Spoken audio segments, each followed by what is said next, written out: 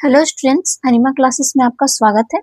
मैं आज आप लोगों को क्लास 11 फिजिक्स का चैप्टर 4 लॉज ऑफ मोशन, इस चैप्टर के हर एक क्वेश्चन को काफी अच्छे से समझाऊंगी। ठीक है, हर एक क्वेश्चन को पूरा सॉल्यूशन के साथ बताऊंगी।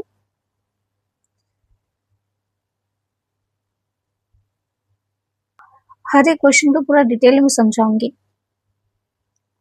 पूरा बारीकी से उसके रीजन के साथ बताऊंगी। ठीक है, सबसे पहले तो आप इस चैप्टर का सबसे पहले आप लोग लेक्चर वीडियो को देख लीजिए। ठीक है, मेरा जो एनएम क्लासेस में जो लेक्चर वीडियो पहले उसको देखिए, एंड देन उसके बाद आप एनसीईआरटी के क्वेश्चंस बनाइए। उसके बाद एमसीक्यू क्वेश्चंस में अपलोड किए, उसको पहले उसको फिर देखिए। ठीक है, उसके बाद पीवाईक्यूज यानी कि प्रीवियस ईयर क्वेश्चंस को भी आप लोग बनाइए, और लास्ट में क्वेश्चन बैंक के क्वेश्चंस को भी बनाइए। ठीक है, अनिमा क्लासेस में हर एक चीज का यानी कि MCQ, PYQ, question bank question, सारा कुछ का आपका सॉल्यूशन के साथ डला हुआ है। तो आप लोगों को टेंशन लेने की जरूरत नहीं है, बस आप लोगों को क्या करना है कि उतारना है और अच्छे से समझ करके उतारना है, और फिर उसको देन प्रैक्टिस एंड प्रैक्टिस करते रहना है। इससे क्या होगा कि आप लोगों का एग्जाम का पैटर्न आप लोगों को समझ में आएगा कि किस टाइप का क्वेश्चन पूछा गया है। ठीक है, तो चलिए,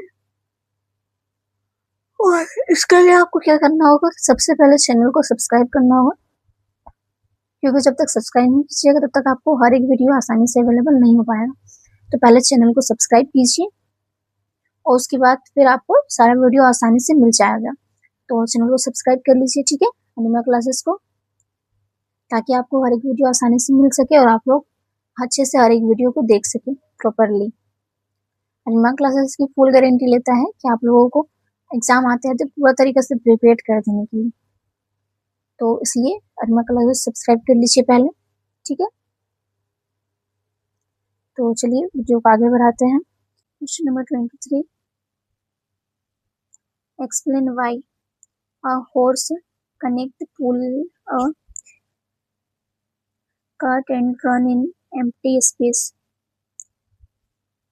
सब चीज का कारण बताना। ठीक है, तो आंसर हो जाएगा इसका, in order to pull a cart a horse pushes the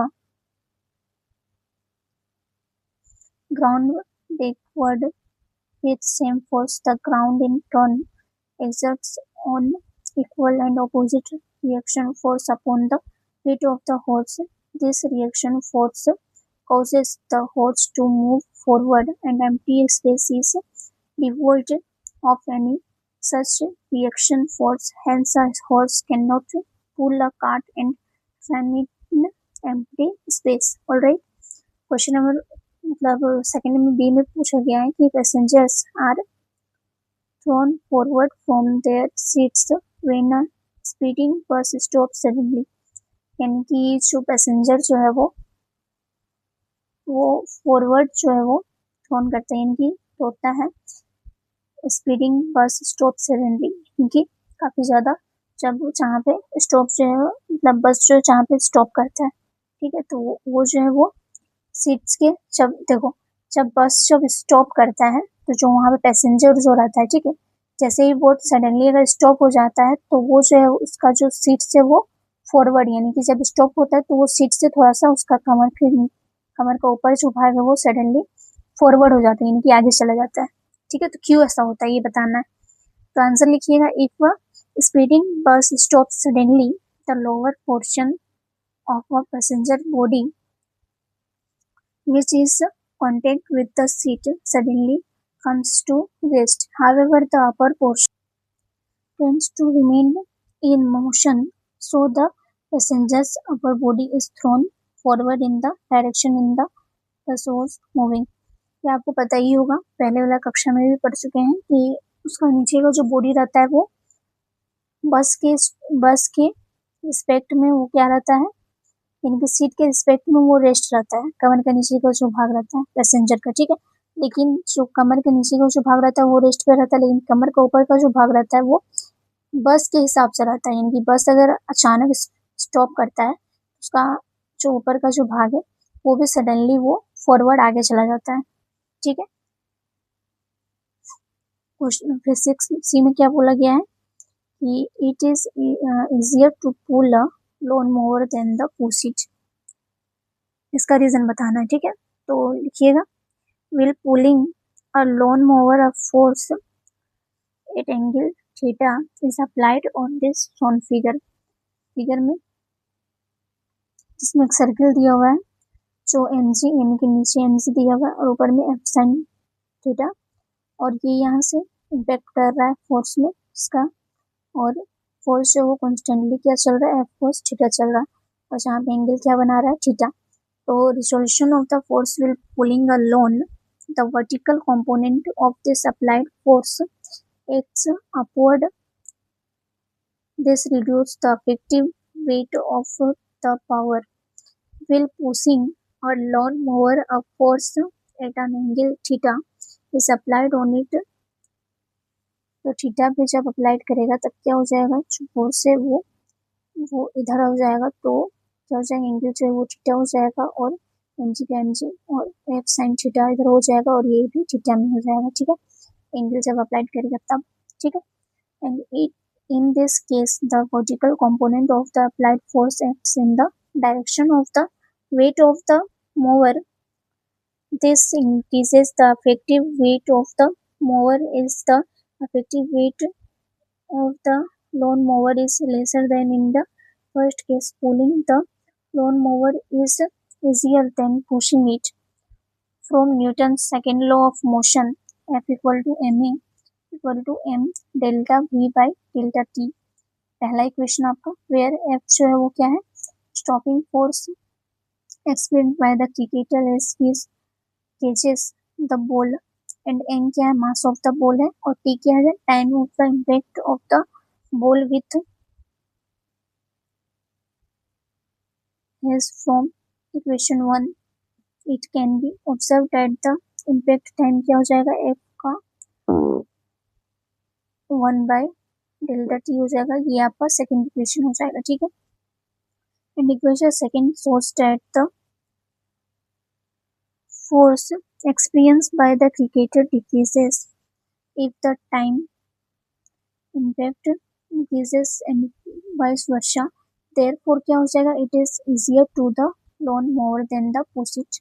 alright, D में क्या है कि a cricketer moves his hands backwards while holding a catch, यानी कि जो क्रिकेटर जो है जब बॉल को जब पकड़ता है, ठीक है, उसका हैंड जो है वो क्या करता है, हैंड जो है वो कैच करने के लिए बैकवर्ड की साइड जाता है, यानी कि इस टाइप का रहता है, ठीक है। तो ये आपको बताना है ऐसा क्यों रहता है।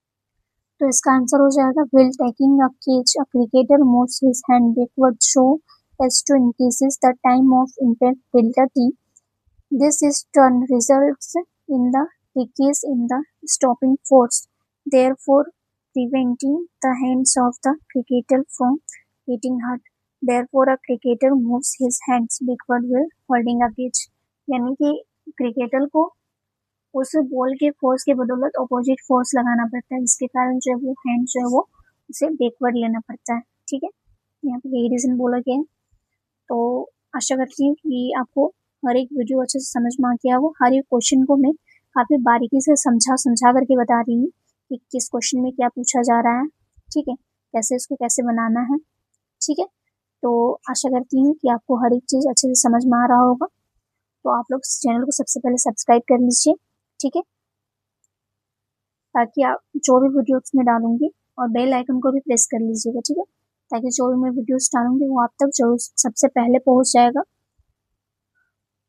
सब मैं बार बार बोल रही हूँ, सबसे पहले आप इस चैप्टर का लेक्चर वीडियो को देखिए, फिर इसका क्वेश्चन आंसर को बनाइए, एनसीईआरटी क्वेश्चंस, फिर एमसीक्यू को देखिए, पीवाईक्यूज को एंड क्वेश्चन बैंक के क्वेश्चंस को, सारा कुछ आपका सॉल्यूशन के साथ दिया हुआ है समझा करके पूरा। तो जरूर से जरूर हर एक क्वेश्चन को अच्छे से बनाइएगा, ठीक है, और बार बार प्रैक्टिस कीजिए। मैं बार बार बोल रही हूँ कि practice is very very important.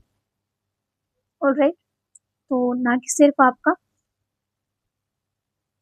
Physics का दिया हुआ है, बल्कि हर एक सब्जेक्ट का, केमिस्ट्री हो, मैथ हो, साइंस हो, सोशल साइंस हो, हर एक सब्जेक्ट का आपका दिया हुआ है पूरा लेक्चर के साथ, वीडियो लेक्चर दिया हुआ है, एनसीईआरटी सॉल्यूशंस दिया हुआ है, एमसीक्यू दिया हुआ है, फिर पीवाईक्यूज दिया हुआ है, एंड देन क्वेश्चन बैंक के क्वेश्चंस भी अवेलेबल कराए गए हैं।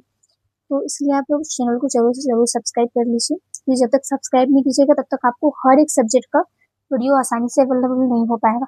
सब्सक्राइब कीजिएगा तो क्या होगा कि आपको हर एक वीडियो जो है वो आसानी से मेरे चैनल पे आपको मिल जाएगा। ठीक है, तो जरूर से जरूर सब्सक्राइब कर लीजिए और बेल आइकन को प्रेस कर लीजिए ताकि मैं जो वीडियो डालूंगी वो आप तक पहले पहुंचेगा। ठीक है, तो आशा करती हूँ कि आपको मेरा वीडियो पसंद आया होगा। Please subscribe the channel and like the video. धन्यवाद।